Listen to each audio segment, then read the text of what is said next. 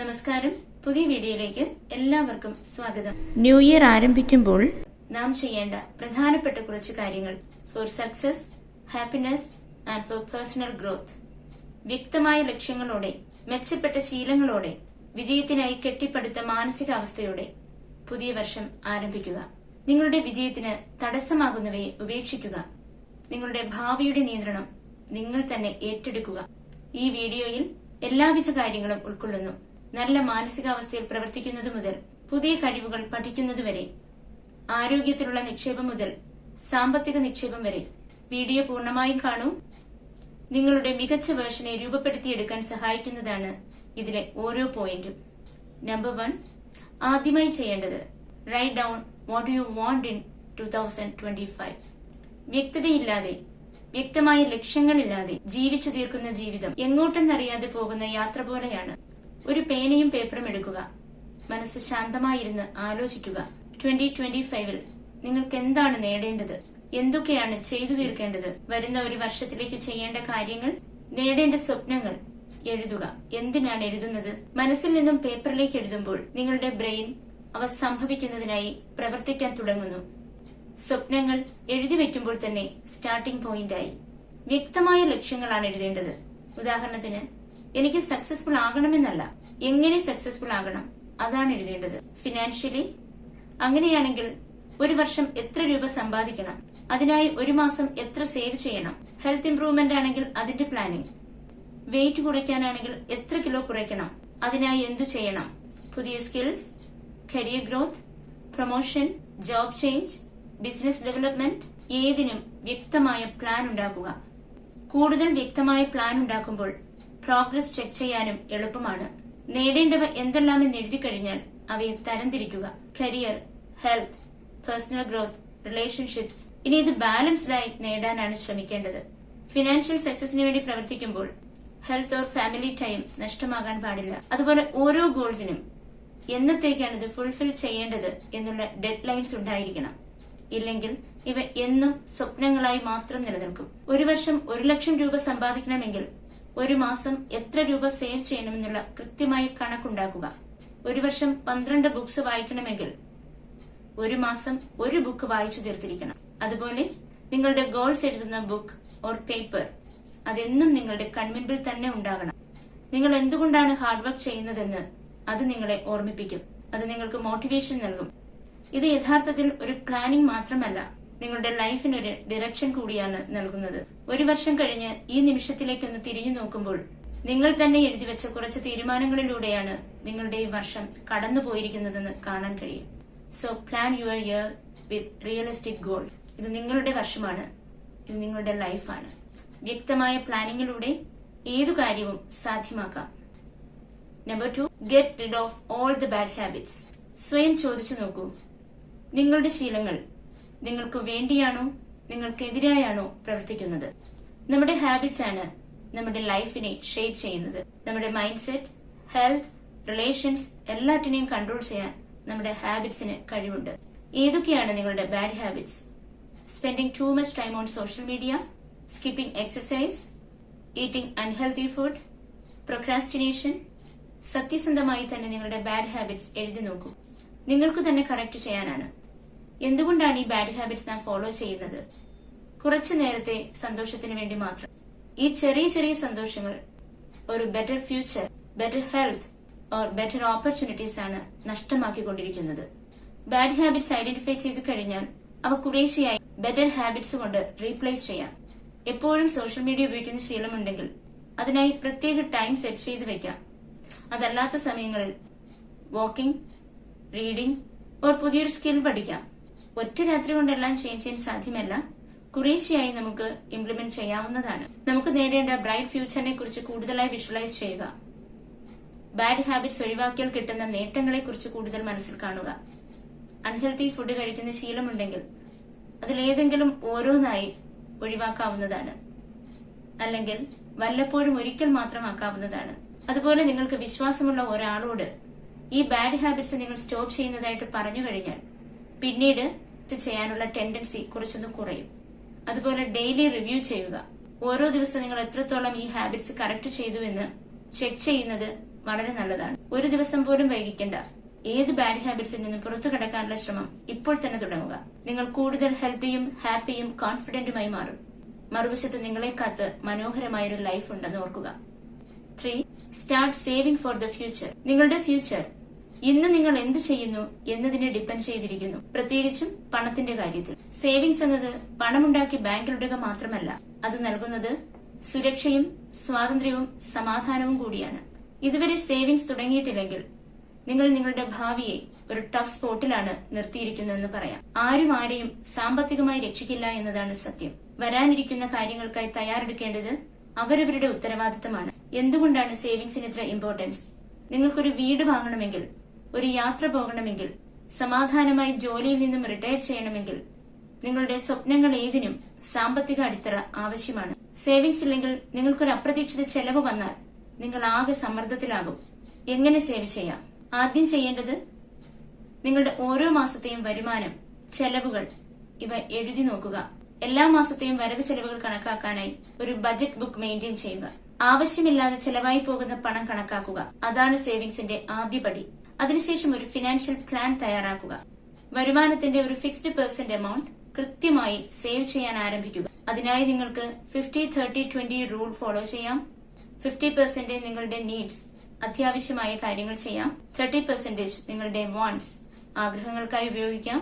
At least 20% എങ്കിലും monthly save ചെയ്യാൻ ആരംഭിക്കുക. ഇതുകൂടാതെ ഒരു എമർജൻസി ഫണ്ട് കൂടി കീപ് ചെയ്യുക. അത് അപ്രതീക്ഷിതമായി വരുന്ന ചെലവുകൾക്കായി ഉപയോഗിക്കാനുള്ളതാണ്. ഉദാഹരണത്തിന് അൺഎക്സ്പെക്ടഡ് ആയി വരുന്ന ഹോസ്പിറ്റൽ ചെലവുകൾ.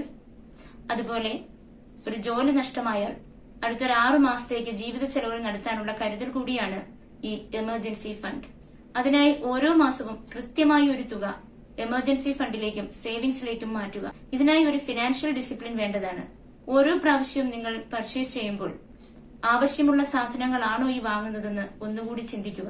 ഷോപ്പിംഗ് മാൾസിലും സൂപ്പർ മാർക്കറ്റിലുമൊക്കെ പോകുമ്പോൾ കൃത്യമായി ലിസ്റ്റ് എഴുതിക്കൊണ്ടുപോയി സാധനങ്ങൾ വാങ്ങാവുന്നതാണ്. മിക്കവാറുമുള്ള ഹോട്ടൽ ഫുഡ് വല്ലപ്പോഴുമൊക്കെ ആക്കാവുന്നതാണ്. അങ്ങനെ പല കാര്യങ്ങൾ വഴിയും സാമ്പത്തിക അച്ചടക്കം കൊണ്ടുവരാവുന്നതാണ്. കടങ്ങളും ലോണുകളും ഒക്കെ മാക്സിമം നേരത്തെ തന്നെ അടച്ചു തീർക്കുന്നത് അത്ര നേരത്തെ തന്നെ നിങ്ങൾക്ക് സേവിങ്സ് ആരംഭിക്കാൻ കഴിയും.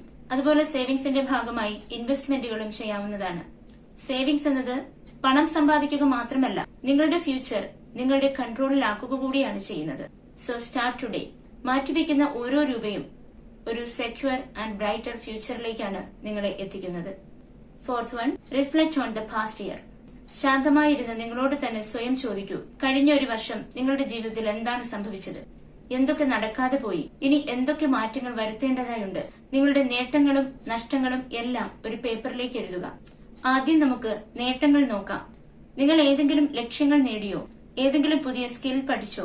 ജീവിതത്തിലെ ഏതെങ്കിലും വെല്ലുവിളികളെ നിങ്ങൾക്ക് തരണം ചെയ്യാൻ കഴിഞ്ഞോ? അങ്ങനെയെങ്കിൽ ആ മൊമെന്റ്സ് സെലിബ്രേറ്റ് ചെയ്യുക.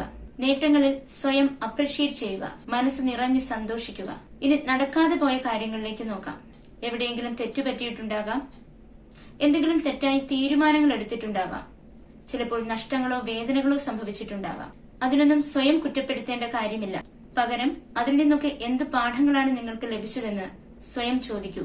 നിങ്ങൾ നിങ്ങളോട് തന്നെ സത്യസന്ധരായിരിക്കൂ. എങ്കിൽ മാത്രമേ കഴിഞ്ഞ കാലങ്ങളിൽ നിങ്ങൾക്ക് പറ്റിയ തെറ്റുകൾ തിരിച്ചറിയാനും അവയെ തിരുത്താനും കഴിയൂ. ചിലപ്പോൾ കഴിഞ്ഞ വർഷം നിങ്ങൾ ആവശ്യമില്ലാത്ത കാര്യങ്ങളിൽ കൂടുതലായി സമയം ചെലവാക്കിയിട്ടുണ്ടാകാം. വേണ്ട കാര്യങ്ങൾക്ക് ഹാർഡ് വർക്ക് ചെയ്യാതിരുന്നിട്ടുണ്ടാകാം. എവിടെയൊക്കെയാണ് ഇനി മാറ്റങ്ങൾ വരുത്തേണ്ടത്? ജോലി, റിലേഷൻസ്, ഹാബിറ്റ്സ് ഇവ എന്തെങ്കിലും നിങ്ങളെ സമ്മർദ്ദത്തിലാക്കിയിട്ടുണ്ടോ? അങ്ങനെയെങ്കിൽ അവയിൽ വരുത്തേണ്ട മാറ്റങ്ങൾ എന്തൊക്കെ? നിങ്ങളുടെ ജീവിതത്തിലെ ആളുകളെ കുറിച്ച് ചിന്തിക്കൂ. ആരൊക്കെയാണ് നിങ്ങൾക്ക് സപ്പോർട്ടും സമാധാനവും സന്തോഷവും നൽകുന്നത്? ആരൊക്കെയാണ് നിങ്ങളുടെ മനസ്സിന് നെഗറ്റീവ് ഫീലിംഗ്സും വേദനകളും നൽകിയത്? ബന്ധങ്ങൾ ഒരു വ്യക്തിയുടെ വിജയത്തിലും സന്തോഷത്തിലും വലിയ പങ്ക് വഹിക്കുന്നതാണ്. അതുകൊണ്ട് തന്നെ സപ്പോർട്ടും സമാധാനവും നൽകുന്ന ബന്ധങ്ങൾ മാത്രം ചേർത്തു പിടിക്കുക. മനസ്സമാധാനം കെടുത്തുന്ന റിലേഷൻസ് പാടെ ഒഴിവാക്കുക. ചില ബന്ധങ്ങൾ അത് ടോക്സിക് ആണെങ്കിൽ പോലും ഒഴിവാക്കുന്നത് അത്ര എളുപ്പമാകണമെന്നില്ല. പക്ഷേ നിങ്ങളുടെ വളർച്ചയ്ക്ക് അത് അത്യാവശ്യമാണ്. പാസ്റ്റ് ഇയേഴ്സ് റിഫ്ലക്ഷൻ എന്നത് നിങ്ങളുടെ ഫ്യൂച്ചറിനെ നല്ല രീതിയിൽ ഷേപ്പ് ചെയ്തെടുക്കാനാണ്. കഴിഞ്ഞ വർഷത്തെ നഷ്ടങ്ങളിൽ നിന്നും വിഷമങ്ങളിൽ നിന്നും നിങ്ങൾ മനസ്സിലാക്കിയ പാഠങ്ങൾ എഴുതി വെക്കുക. അതാണ് പുതിയ വർഷത്തേക്കുള്ള ഫൗണ്ടേഷൻ. മനസ്സിലാക്കിയ ലെസൺസ് നിങ്ങൾക്ക് പുതിയ വർഷത്തിൽ വളരാനും മുന്നോട്ടു പോകാനുമുള്ള കരുത്തും ആത്മവിശ്വാസവും പകരും. ഓരോ കാര്യങ്ങളിലും ശ്രദ്ധയോടെ ബുദ്ധിയോടെ പ്രവർത്തിക്കൂ. Number 5, focus on personal growth. Personal growth എന്നുള്ളത് നിങ്ങളുടെ ഒരു മികച്ച ട്രാൻസ്ഫോർമേഷൻ കൂടിയാണ്.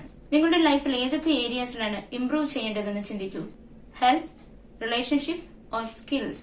നിങ്ങൾക്ക് ലൈഫിലെ ചലഞ്ചസ് ഏറ്റെടുക്കാൻ ഭയമാണോ? നിങ്ങളുടെ മൈൻഡ് നെഗറ്റിവിറ്റി നിറഞ്ഞതാണോ? പുതിയ അവസരങ്ങളെ നിങ്ങൾക്ക് സംശയമാണോ?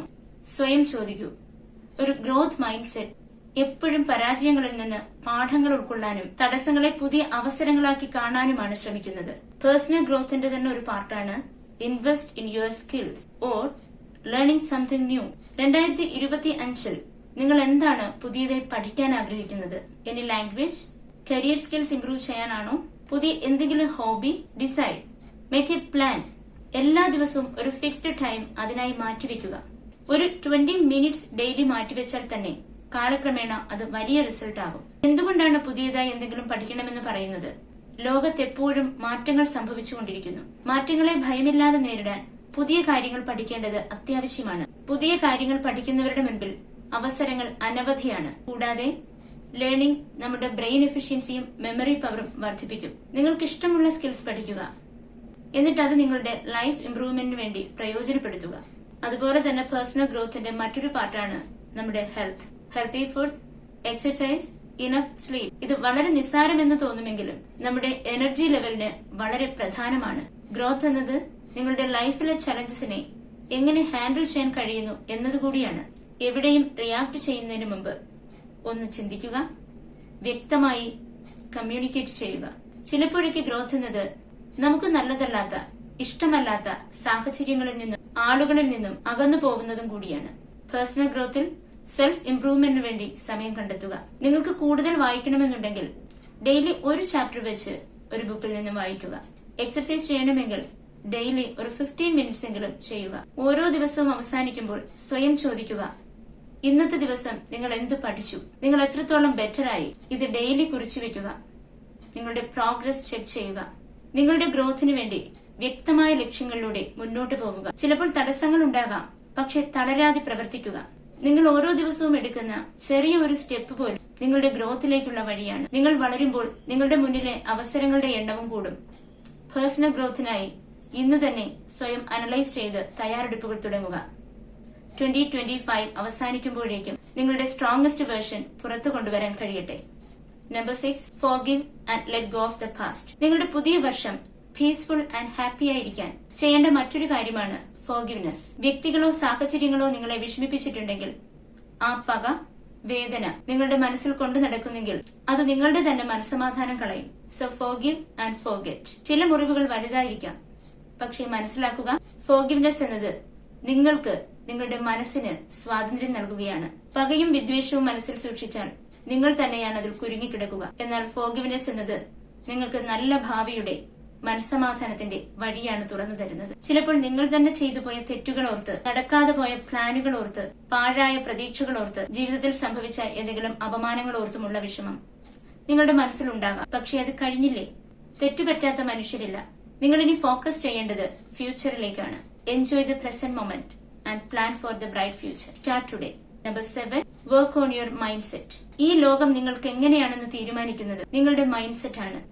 2025 നിങ്ങൾക്കൊരു ബെസ്റ്റ് ഇയർ ആകണമെങ്കിൽ ആദ്യം നിങ്ങളുടെ മൈൻഡ് സെറ്റ് ഒന്ന് ചേഞ്ച് ചെയ്യുക. മനസ്സൊരു പൂന്തോട്ടമാണ്. എന്ത് നട്ടു വളർത്തുന്നുവോ അതുതന്നെയാണ് അവിടെ വളരുക. നിങ്ങളുടെ മനസ്സിൽ എപ്പോഴും ആശയക്കുഴപ്പങ്ങളും നെഗറ്റീവ് ചിന്തകളുമാണെങ്കിൽ അവ മാറ്റി അവിടെ പോസിറ്റീവ് ചിന്തകളും ഒപ്റ്റിമിസവും നിറയ്ക്കുക. അതിനുള്ളൊരു ശക്തമായ വഴിയാണ് പോസിറ്റീവ് അഫർമേഷൻസ്. എല്ലാ ദിവസവും നിങ്ങൾ സ്വയം പറയൂ, I M capable of achieving my goals, I M worthy of success, I M in control of my future. ഇവ വെറും വാക്കുകളല്ല, നിങ്ങളുടെ മൈൻഡിനെ റീപ്രോഗ്രാം ചെയ്യാൻ കഴിയുന്നവയാണ്. അതുപോലെ കംഫർട്ട് സോണിൽ നിന്നും മാറി ചലഞ്ചസ് ഏറ്റെടുക്കുന്നവർക്കും ജീവിതത്തിൽ വളരെ ടഫ് സിറ്റുവേഷൻസ് നേരിട്ടിട്ടുള്ളവർക്കും ഒരു സ്ട്രോങ് മൈൻഡ് സെറ്റ് ഉണ്ടാകും. നഷ്ടങ്ങൾ സംഭവിച്ചാൽ അവ പാഠങ്ങളായും പരാജയങ്ങളെ വിജയത്തിലേക്കുള്ള ചവിട്ടുപടിയായി കാണാനും ഒരു സ്ട്രോങ് മൈൻഡ് സെറ്റ് ഉള്ളവർക്ക് മാത്രമേ കഴിയൂ. അവർ ശക്തരായി തിരിച്ചുവരും. അതുപോലെ പ്രാക്ടീസ് ഗ്രാറ്റിറ്റ്യൂഡ് എവ്രിഡേ. നിങ്ങൾക്കില്ലാത്തവയിൽ വിഷമിച്ചിരിക്കാതെ ഉള്ളവയിൽ താങ്ക്ഫുൾ ആയിരിക്കുമ്പോൾ ലൈഫിൽ ഏതൊരു സാഹചര്യങ്ങളുടെയും നല്ല വശങ്ങൾ മാത്രം കാണാൻ കഴിയും. അതുപോലെ മനസ്സിലേക്ക് വരുന്ന ഓരോ നെഗറ്റീവ് തോട്ട്സിനെയും പോസിറ്റീവ് തോട്ട്സ് കൊണ്ട് റീപ്ലേസ് ചെയ്യുക. Fill your surroundings with positive people, quotes books and positive affirmations. Start today. Change your thoughts, change your life. അപ്പോൾ 2025 ബെസ്റ്റ് ഇയർ ആക്കാൻ നിങ്ങൾ ചെയ്യേണ്ടത് set realistic goals with proper planning. Get rid of all the bad habits. Start savings for the future. Take beautiful moments and lessons from the past year. Invest in your skills or learning something new. Focus on your personal growth. Forgive and let go of the past. Work on your mindset. ഈ വക കാര്യങ്ങളിലൂടെ തീർച്ചയായും 2025 നിങ്ങളുടെ best year ആയി മാറും. Happy new year. Thank you.